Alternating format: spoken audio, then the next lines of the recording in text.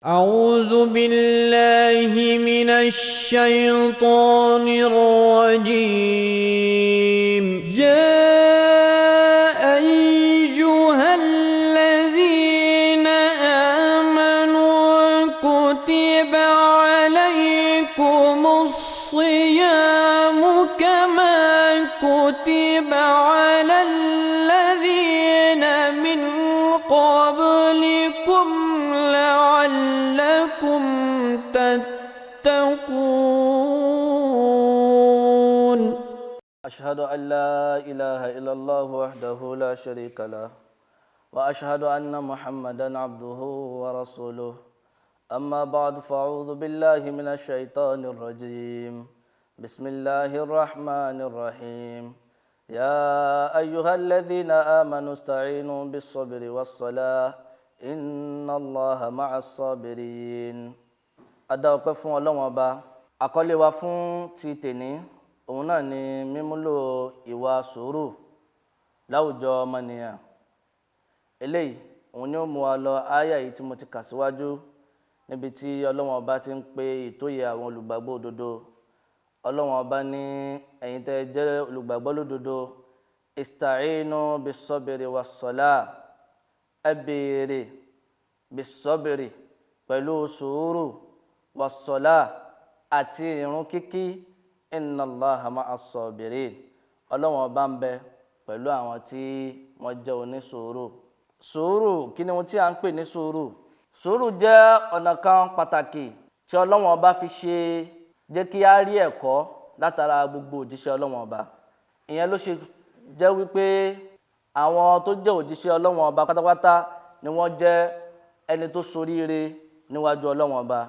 Nínú Al-Qur'an, Ọlọ́run Ọba pa wá láṣẹ látara ànábì wa Muhammad sallallahu alaihi wasallam nínú Suratul Ahqaf ẹsẹ̀ ìkẹrìndínlógójì. Ọlọ́run Ọba ní fasbir, ìrẹ́ Muhammad sallallahu alaihi wasallam, kọ́ sùúrù ní sùúrù kama sabara ulul azmi minar rusuli, gẹ́gẹ́ bí àwọn òjíṣẹ́ Ọlọ́run tó ti lọ ṣáájú bí wọ́n ṣe ní ìpinnu èyí tó tóbi jùlọ lórí gbogbo àdánwò èyí tó kọlù wọ́n. Ìyẹn ló ṣe fà á tí Hazrat Imam Mahdi alayhi salam ni wọ́n ṣe ṣàlàyé fún wa nípa sùúrù. Wọ́n jẹ́ ó yé wa pé ohun tá à ń pè ní ẹ̀kọ́ sùúrù yìí òun náà ni ìgbà tí ìyẹn bá dojú kọ wàhálà, báyà yẹn pòfo nǹkan àbí yẹn pàdánù nǹkan. Lásìkò yìí ìyẹn á máa retí kéèyàn ṣẹ́rí padà sọ́dọ̀ Ọlọ́run Ọba lórí nǹkan tí ó ti jogún fún un. Tó sì jẹ́ pé ẹni tó bá ń ṣe bẹ́ẹ̀ níwọ̀n ìgbà tí nǹkan pàdánù fún un tó sì ṣẹ́rí padà sọ́dọ̀ Ọlọ́run Ọba tí yóò sì sọ kùnbákùngbé ọ̀rọ̀ sí Ọlọ́run Ọba àbí tí ò máa ṣàlàyé oríṣiríṣi nǹkan tí ó tàbùkù sí Ọlọ́run Ọba, irúfẹ́ ẹni bẹ́ẹ̀ là ń pè ní onísùúrù. Wọ́n ṣàlàyé fún wa nínú kútúbà jímọ̀ wọn èyí tí wọ́n ṣe ní ọdún 2010 ní oṣù ìkọkànlá ọjọ́ ìkejìlá. Wọ́n ṣàlàyé fún wa pé ohun tá à ń pè ní sùúrù òun náà ni pé kíyẹn ní ìfaradà lórí gbogbo àdánwò kádánwò àbí àjálù èyí tó bá wá sí ojú ọ̀nà èèyàn. Ìyẹn náà ni à ń pè ní sùúrù. Ìyẹn túmọ̀ sí pé nígbàkigbà tí àdánwò bá wá, ká rí i pé à ń gbìyànjú láti rí ẹ̀mí tí ó faradà ká sì kọ́ sùúrù. Eléyìí náà ni Ọlọ́run Ọba kọ́ wa nínú Al-Qur'an tí wọ́n ti ṣàlàyé fún wa pé àwọn wo ló ní sùúrù. Ọlọ́run Ọba jẹ́ á mọ̀ pé walanabluwannakum bishay'in, àwa Ọlọ́run Ọba máa dán yín wò pẹ̀lú nǹkan nínú irú nǹkan wo, minal khawfi, láti ibi ìbẹ̀rù, wal ju'i àti ebi, wa naqsin minal amwal àti dídínkù nínú ọrọ̀, wal anfusi àbí nínú ẹ̀mí, was samarat àti àwọn nǹkan ọ̀gbìn, wa bashiris sabirin. Ṣùgbọ́n àwọn tó bá wá ní sùúrù nínú wọn, ìrẹ́ Muhammad, fún wọn nínú ìró ìdùnnú. Àwọn tó jẹ́ pé idha asabatuhum musiba, nígbà tí àjálù bá wá sí ọ̀dọ̀ wọn kò ní sí nǹkan kan tí ó jáde lẹ́nu wọn àfi inna lillahi wa inna ilayhi raji'un, àti ọ̀dọ̀ Ọlọ́run Ọba láti wá àti ọ̀dọ̀ ẹ̀ náà ni a ṣe padà sí. Ulaika alayhim salawatun min rabbihim, àwọn wọ̀nyí ní ìkẹ́ Ọlọ́run Ọba, àwọn ìkẹ́ Ọlọ́run Ọba máa sọ̀kalẹ̀ lé wọn lórí, wa rahma àti àánú rẹ̀, ulaika humul muhtadun, àwọn wọ̀nyí náà sì ni àwọn tí ó ti rí ìtọ́sọ́nà. Tí a bá wo áyà yìí dáadáa, a rí pé Ọlọ́run ọba ti fún wa ní àwọn ẹ̀san tí àwọn tó bá ní sùúrù tí wọ́n á gbà. A rí àlàyé eléyìí nínú Quran èyí tí a kà síwájú. Àwọn tó bá ní ìfaradà tó sì ní sùúrù, wọ́n á ní ìbáṣepọ̀ pẹ̀lú Ọlọ́run ọba wọn, tó sì jẹ́ pé níwọ̀n ìgbà tí sùúrù bá ń dé, níwọ̀n ìgbà tí àdánwò kádánwò bá ń dé, wọ́n á máa ní ọkàn àti lè dúró tì. Tí a bá wo àyà tí a ti kà síwájú, a rí pé nǹkan mẹ́ta ọ̀tọ̀ọ̀tọ̀ làwọn tó bá ní sùúrù àjogún. Àkọ́kọ́ ń bẹ, òun náà ní ìkẹ́ láti ọ̀dọ̀ Ọlọ́run ọba wọn, àwọn ìkẹ́ látọ̀dọ̀ Ọlọ́run ọba wọn. Èyí tó sì kejì, òun náà ní àánú Ọlọ́run ọba, èyí tí Ọlọ́run ọba tí ó ṣe ní ẹ̀ṣẹ̀ fún wọn. Èyí tó sì kẹta, òun náà ní ìtọ́sọ́nà ti Ọlọ́run ọba. Eléyìí a rí pé Ọlọ́run ọba ti ṣe ìkẹ́ ní gbogbo ọ̀nà fún ẹni náà tí ó bá ń rí pé gbogbo àdánwò kádánwò tó bá ń wá, ó ń fi sùúrù tọ́.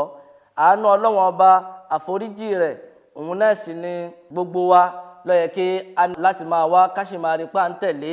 Bákan náà, wíwá ìtọ́sọ́nà fún wọn nígbàkigbà tí wọ́n bá nílò rẹ̀. Àwọn wọ̀nyí náà ni ẹ̀san èyí tí Ọlọ́run ọba tí ó san fún ẹni náà tó bá ní sùúrù. Ọlọ́run ọba sì tún jẹ́ ó yé wọn pé àwọn tó bá ní sùúrù yìí, àwọn wọ̀nyí wọ́n á di ọ̀rẹ́ Ọlọ́run ọba, Ọlọ́run ọba sì di olùdáàbòbò fún wọn. Àwọn wọ̀nyí náà sì máa rí àánú ní gbogbo ọ̀nà kọ́nà tí wọ́n bá ti ń wà. Eléyìí náà ni ẹ̀san tí Ọlọ́run ọba tí ó ṣe ìlérí rẹ̀ fún gbogbo ẹni náà tó bá ní sùúrù tó sì ní ìfaradà. Ọ̀nà míì tí èèyàn tún lè fi ṣe sùúrù náà ni ìgbà tí èèyàn bá wà ní ipò ìbínú. Ànábì wa Muhammad sallallahu alaihi wasallam wọ́n jẹ́ ó yé wa pé laisa shadidu bisur'a, ẹni tá à ń pè ní olùjàkadì tó ń jà tá a mọ̀ pé ẹni yìí ó mọ̀ ọjà dáadáa, ìyẹn kọ́ la lágbára. Innama shadidu alladhi yamliku nafsahu indal ghadab. Ẹni náà tá à ń pè ní ẹni tó ń jà, tó ní agbára, tó lè jà, òun náà ni ẹni tó jọba lórí ọkàn ara rẹ̀ láti fi lè ní sùúrù nígbà tí ó bá ń dojúkọ wàhálà, tó bá ń dojúkọ ìbínú. Eléyìí náà ni Ànábì sọ fún wa nínú Bukhari, bẹ́ẹ̀ sì ni nínú Muslim. Bákan náà, ó yẹ kí a wá mọ̀ pé ọ̀nà wo la lè gbà láti fi jèrè sùúrù. Àkọ́kọ́ ń bẹ, òun náà ni ìrẹra ẹni sílẹ̀. Kí gbogbo wa pátá ká rí pé à ń gbìyànjú láti rẹra wa sílẹ̀, ká sì rí pé à ń yàgò pátápátá fún ìgbéraga, torí pé ìgbéraga tí Ọlọ́run ọba ní kìí ṣe tèèyàn rárá. Ká rí pé à ń jìnà sí ìgbéraga, ká sì rẹra wa sílẹ̀, torí pé tí a bá rẹra wa sílẹ̀ tá a sì rò pé a tó nǹkan, a bá rí bàbàrà, sùúrù níní á rọrùn láti ní, láti ti jèrè rẹ̀ nígbà tí ìyẹn bá wà ní ipò ìbínú tàbí tí ìyẹn bá ń dojúkọ àwọn fìtínà. Bákan náà, òun náà ni ohun tó tún tẹ̀lé ta tún lè ní náà ni ká ní tawakkul, ká ní ìfàyàbalẹ̀ nínú Ọlọ́run ọba, ká ní ìgbàgbọ́ òdodo nínú Ọlọ́run ọba. Nígbà tí a bá gba Ọlọ́run gbọ́ lódodo, ta ní ìfàyàbalẹ̀ nínú ẹ̀, a rí pé a lè jèrè sùúrù, a jèrè sùúrù dáadáa. Eléyìí náà ni ọ̀nà tí ìyẹn tún lè gbà láti tún jèrè sùúrù. Kódà tó pé a bá ń dojúkọ àwọn fìtínà àbí oríṣiríṣi nǹkan, a rí pé tá a bá ní ìfàyàbalẹ̀ nínú Ọlọ́run ọba, a jèrè eléyìí. Ìyẹn ló ṣe fà á tó jẹ́ pé nínú Quran, Ọlọ́run ọba tún kọ́ wa ní àdúrà tá a tún lè máa ṣe, wasabbit aqdamana, ìwọ Ọlọ́run ọba mú ẹsẹ̀ wa kó dúró ṣinṣin. Eléyìí náà tún ni àdúrà tí Ọlọ́run ọba tún kọ́ wa. Tá a bá ń ṣe eléyìí, a rí pé Ọlọ́run ọba á sì máa ṣàánú wa. Èyí tó tún sì kẹta rẹ̀, òun náà ni àdúrà ṣíṣe. Gẹ́gẹ́ bá a ṣe mọ̀ pé àdúrà ó máa ń fún yẹn ní ìpinnu nígbà tí yẹn bá ń dojúkọ àwọn wàhálà oríṣiríṣi.